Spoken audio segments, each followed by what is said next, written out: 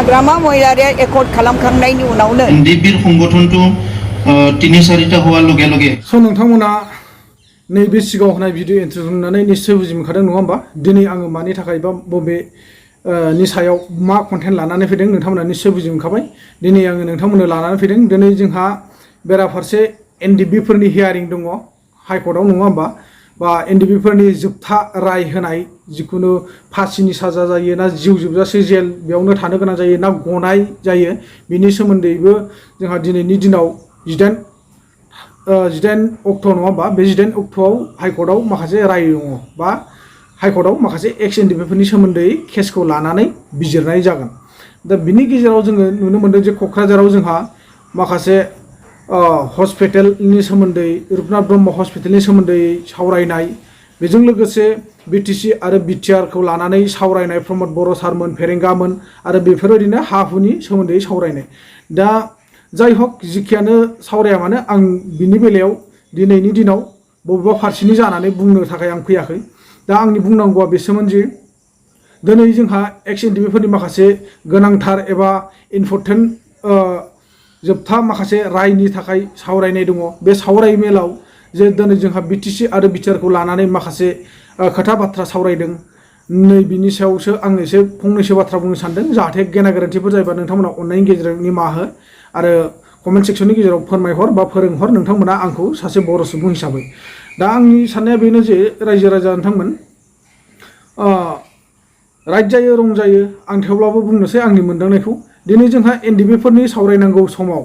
बिथांमोनहा दिनैनि दिनाव बिटिसि आरो बिटिआरखौ लानानै सावरायनायखौ दिनैनि दिनाव दोनथ'योब्ला मोजां जागौमोन नामा आं नैखौसो नुहुरदों दाबो जेबो नंला सावरायखाबाय बिथांमोना अलरेडि नाथाय बेफोर गासिबो आसाम सरकारनि पलिसि होननानै आं साननानै मोनो जोंनि बिटिआर सरकार एबा बिटिसि सरकारनि बेफोरो नंखाया मानोना जोंहा बिटिसि सरकार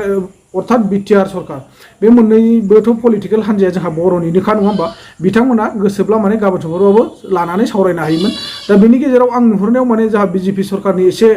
माखासे आखाइ दं नामा बे सावरायनाय माबायाव नैखौ आं नुहुरदों आरोखि दा जाय हक बिथांमोना सावरायदों जोबोर मोजांनि बाथ्रा नाथाय बिथांमोना दिनै नर्मेल भाबै सावरायलायदों आं बेखौ जोबोर गोजोननाय मोनदों मानोना जोङो बेफोरबायदिनो गुरै रावजों गुरै खोथा बाथ्राजों सावरायलायोबा निस्सय जों रायजो राजाफ्राबो नायनो मोजां नुयो एबा समायना नुयो सावरायमेलखौ दा जेरैबायदि आगोलाव जानानै थांबाय दावराव दावसि सियार खुबैथिंलायनाय मालायनाय बेफोरबायदि जेनेरेल वायाव सावरायनाय लायोब्ला माने गोबां दावराव दावसि फैयो बेखायनो आं दिनैनि सावरायनायखौ जोबोर रोजा रोजा गोसो गोरबोनिफ्राय साबायखर होनो सानदों मानगोनां बिटिआर सरकारनिसिम लोगोसे बिटिसि सरकारनिसिम थैनानै थानाय बिटिसि सरकारनिसिम नाथाय आङो मोनसे सासे मानसिखौ आं नोजोर बोनानै नुनो मोनाखै जे जोंहा बिटिसिनि बारग' चिफ नङा होमबा हाग्रामा महिलारि सारखौ आं बे मिटिंनि गेजेराव बा बे सावरायमेलाव आं नुनाय जायाखै दा मानि जाहोनाव मानि खारनाव बिथाङा फैनो हायाखै आं बेखौबो जेबो बुंनो थाङा जानांगौ बिथाङा माबा मोनसे बेस्थ' एबा माबा मोनसे गावनि गोनांथि पार्सनेलि खामानि साननांगौ नाथाय बे समाव मोजां सावरायनाय समाव लिडारफ्रा थालायलायोब्ला जोबोर मोजां जायोमोन आं बेखौ नुहुरदों नाथाय माथो बुंबावनो आरो नोंथांमोनजों आं बांद्राय गोबाव सावरायनो गोसो गैया नोंथांमोना अन्नानै दिनै भिडिअखौ जाहाथे जोबजासिम नायलांदो प्रमिला रानियाबो रुपनाथ ब्रह्म हस्पिटालनि सोमोन्दै माखासे खोथा बुंदों आरो बेजों लोगोसे दिनै जोंहा बिटिआर सरकारनि सोद्रोमाजों लोगोसे बिटिसि हालामाव थाखानाय जिथुनाखि बिटिसिखौ जाय बिथांमोना एकर्ड खालामनानै लाबोदोंमोन बिपिएफनि हान्जा आरो इउपिपिएल हान्जानि बिथांमोना ज' जालायनानै माखासे खोथा बाथ्रा सावरायलायदों नोंथांमोना जाहाथे दिनै भिडिअखौ फुललि डिटेल्स नायनानै लायोब्ला बुजिजोबगोन होननानै आं आसा खालामबाय दिनै जोंनि मानगोनां बड'फा उपेन्द्रनाथ ब्रह्मनि आन्दलन जुरिनायनि जाउनाव जोङो जे ओनसोलखौ बड'लेण्ड हिसाबै लुबैदोंमोन आरो बे बड'लेण्डआ माबायदि जानांगौ जोंनो मा अनुस्थान नांगौ बेफोरनि चार्टार अफ डिमान्ड जोंहा दंखायोमोन आरो बे हिसाबैनो बिथाङा थैनानै थांखांनायनि उनाव प्रेमसिं ब्रह्म आरो हाग्रामा महिलारि बिथांमोना आन्दलन खालामनायनि जाउनाव जोंहा 2003 सनाव 10 फेब्रुवारियाव जोङो माने बिटिसिखौ मोननो हादों बड'लेण्ड टेरिटरियेल काउन्सिलखौ जों मोननो हादों आरो बेनि उनावनो हाग्रामा महिलारिया एकर्ड खालामखांनायनि उनावनो मानगोनां जोंनि आसामनि मुख्यमन्त्रि गिबि मन्त्रि मानगोनां तरुन गगৈ बिथाङा फैनानै नैबे माबायावनो बे केम्पासावनो अखा हानायखाय बेवहायनो माने फाउन्डेसनखौ खालामदोंमोन फाउन्डेसना मानगोनां तरुन गय सारा फाउन्डेसन खालामखांनायनि उनाव माने बाजेटखौ जोंना फाइनान्स मिनिस्टारा हमालायनो थाबाय हमालायसिनो थाबाय जों बुंबाय थाबाय मा लुनायनि बेबस्थाखौ माबार खालामदो हायाथ' जोंना रेडिखा थेवब्लाबो लुवाखै नाथाय बिनि उनाव बिजेपि एलायन्स सरकार फैनायनि उनाव जोंनि सिगांनि गिबि मन्त्रि मानगोनां सर्बानन्द सन'वाल बिथांनि आखाइजों आरोबाव बे बेसरकायाव माने फाउन्डेसनखौ खालामफिननाय जादों आरोखि बिनि उनाव दाना न'खौ लुबाय बिल्डिंखौ लुबाय खिन्थु इनफ्रास्ट्राक्चारखौथ' सृष्टि खालामनांगौ आसबाब माने मेसिन टेसिन लाइ लथरफोरखौ बायनानै हरनांगौ आरो बेखौ सालायनो थाखाय डाक्टारि खालामनो थाखाय जोंनि गथ'फोरखौ यां जेनेरेसनखौ डाक्टार बानायनो थाखाय एक्सपार्टफोर नांगौ बे एक्सपार्टफोरखौ एपइन्टमेन्ट हरालासिनो बे लोबोरबोर मोनसे अनुस्थान खालामनो थाखाय सिन्था खालामदों जोंनि बे RNB सिभिल हस्पिटाल बेखौ लानानै थांनानै माने बिराद पेसेन्ट जादों बिराद डाक्टारफ्रा मोजां मावदों होननानै देखायनानै काउन्सिलनि रिकगनिसनखौ लाखिनो सेस्था खालामदों खिन्थु जाया थांब्लाबो जोंनि पेसेन्टफ्रा थाङो थांनाया बेसरगावनि जोंनि क'क्राझार मेडिकेल कलेज हस्पिटालाव थाङो थांनानै खिन्थु गोसोआ माने बायनानै फैफिननानै सोरबा बेंगलाव थाङो सोरबाबा एकदम बरपेटाव थाङो सोरबाबा प्राइभेट चेम्बारावसो थांनानै सिकित्साखौ लाफिननांगौ जायो दिनै बेबायदि अबस्था बिसिनि बे अबस्थाखौ नुनानैसो मेडिकेल काउन्सिला जोंनि बे मेडिकेल कलेजनि रिकगनिसनखौ रिकगनाइज खालामनो नागिरदों दा नङा बे भावनासो जे बेखौ लाङाबालायनो मेडिकेल कलेजाव थाया मा सोरखौ मा फोरोंनो नागिरदों बानाय गाव प्रिन्सिपाल एबसुर मुभमेन्टर मार्टियार लिस्ट आरो आमार BLT मुभमेन्टर मार्टियार लिस्ट इटु आमी आहि पेলাই गभर्नमेन्टत এটা লিষ্ট পাইছোঁ কিন্তু NDP মুভমেন্টৰ যেটো মাৰ্টিয়াৰ লিষ্ট ইটো বহুতখিনি সময় লাগিছে আৰু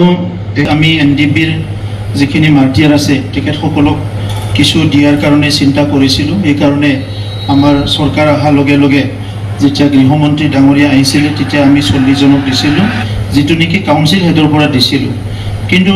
মাৰ্টিয়াৰৰ যেটো ফান্ড ইটো কোনো ডাইভাৰ্ট কৰা নাযায় আৰু বেলেগত খৰচা কৰা নাযায় তো সেই কাৰণে আমি মাৰ্টিয়াৰৰ হেডটো মাৰ্টিয়াৰতে খৰচ কৰিব লাগিব আৰু 2021 লৈকে আমাৰ তাত ভেৰিফাই কৰা লিষ্ট আহা নাছিলে আমি বহুত জোৰ দিছোঁ আৰু NDPৰ সংগঠনটো 3-4টা হোৱাৰ লগে লগে অলপমান প্ৰথম ভাগত অলপ কমপ্লিকেটেড হৈছিলে আৰু যেটো 3000 লিষ্ট দিছিলে এটো খুব ভেৰিফাই কৰোতে ক'বাত মানে পুলিচ ভেৰিফিকেশ্যন ৰিপৰ্ট নাই ক'বাত কেছ ৰেজিষ্টাৰ্ড নাই পষ্টমৰ্টম ৰিপৰ্ট নাই তেনেকা কৰি পেলাই বহুত টাইম লাগিছে কিন্তু এটো অলপ ষ্ট্ৰীমলাইন হৈ গ'ল আৰু কিছুমান নেগোচিয়েশ্যনৰ দৰকাৰ আছে এই কাৰণে এতিয়া যিখিনি হৈ গ'ল আমি এই 3টা বছৰত 632 দিবলৈ সক্ষম হৈছোঁ আৰু আমাৰ হাতত এতিয়া প্ৰায় 200 মান আৰু ৰেডি হৈ আছে আমি সোনকালে এটো দিব পাৰিম গতিকে ইয়াৰ ক্ষেত্ৰত আমি খুব গুৰুত্ব সহকাৰে লৈছোঁ আৰু আহি থকা সময়ত এপসু BLT আৰু NDPৰ সকলো যি মাৰ্টিয়াৰ এটো এক্সক্ৰেচিয়া দিয়াৰ কাৰণে আমি অসম চৰকাৰৰ লগত আলোচনা কৰি আছোঁ আৰু মুখ্যমন্ত্ৰী ডাঙৰীয়াও ইয়াত সদায় আমাক এটা পজিটিভ এটা গেচাৰ তেখেতে আমাক দি আছে এই কাৰণে মই আশা কৰোঁ যে বাকি থকা যিখিনি মাৰ্টিয়াৰ তেখেত সকলোকো এক্সক্ৰেচিয়াটো আমি কম সময়ৰ ভিতৰত দিব পাৰিম thank you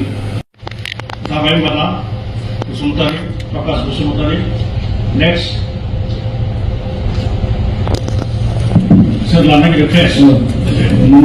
Speaker, kami boleh satu isu. Jika ini kali operation Promila makasih menggal makasih satu community haflan transfer saya kaya.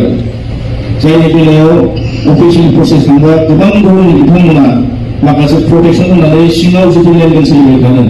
Ibu dia mengumumkan tentang mengenai house ini yang kita lakukan di sana. Jadi makasih proses bah jika operation berkembang awal yang awal ini fotonya jenis juga pengelola sakan sampai malu dengan musik lakukan. Kita mau berdiri karena musik juga. प्रसेसफ्रानो बन्द जाना दं आरो ओंखायनो आरो सरकारफोर एक्सननि हाखौ सोरबा नांगौ जुदि बायनो गोबां बोसोर बायखांनायनि उनाव बेहा ट्रेन्सफार जायासै बेबायदिखौ मा प्रसेस लादों बेखौ आं गावसोरनि मिथिनो लुबैदों बिथां कृष्ण सारारि सोंनायखौ आं थोंजोङै होनो लुबैदों जोंनि काउन्सिलाव उदालगुरि सार्कल अफिसावल' नङा गासिबो सार्कल अफिसावनो मेन पावारनि थाखाय जोंहा जेंना जादों जायखौ जोङो सुफुंनो हायाखै गुबुन मोनसे कारना जादों थांनाय 2023 मायथाइयाव सिटा नामजारिखौ जों उइथ्र खालामनाय लोगो लोगोनो जेरावहाय अल अभार इन्डिया सिटा नामजारि होननाय मोनसे सोदोबा बाहायजायाखै 20% जुदियाव बे सिटा नामजारिखौ लानानै आगु 17 बोसोरावहाय जोंनि कामसा फैनायनि सिगां सिटा नामजारिनि गेजेरजों गोबां हाया बेवहाय ट्रेन्सफार जादों माननीय मन्थ्रि सार आं बेखौनो दिनै नेक्स्ट कुइसनावहाय 5 नाम्बार कुइसननि सोंनायनि फिननायाव आं होनो नागिरदोंमोन दा जुदि नोंथाङा जुदि आंनो पारमिसन होयोब्ला 5 नाम्बाराव थांनोसै से नाम्बार दा जायखिजाया बे से नाम्बारनि सोंनायनि फिननाया बेनो सार जे जोंनियाव दिनैसिम मेन पावारा बहुद खम जायनि जाहोनाव जों गाहाय मन्थ्रि मा खालामनायाव खोब गोब्राब जादों खिन्थु जोंनिफ्राय खुनु खेथ्रआव कमप्रमाइज खालामनाय जायाखै हायावहाय जों हानि खामानिखौ खुब सुंदुङै मावनो नाजागासिनो दङ जुदि गभर्नमेन्ट अफ आसामा बे बेलायाव जों हेल्प खालामोबा बे रिपर्टखौ जों बानायनो हागोन